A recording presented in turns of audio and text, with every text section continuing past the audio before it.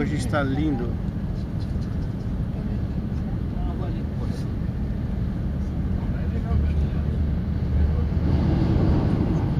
Este é um monte, símbolo do Japão.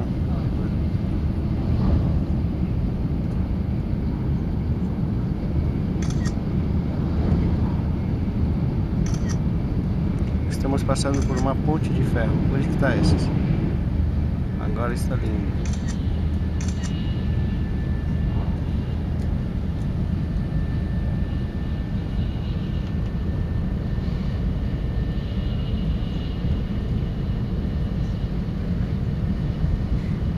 Essa é a cidade de Fuji.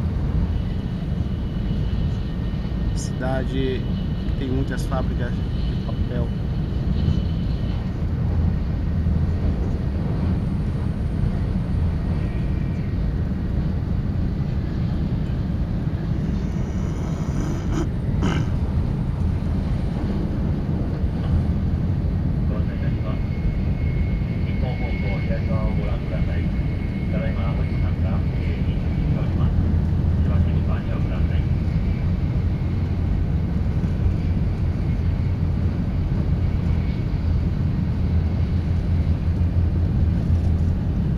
A cidade fica aos pés dele.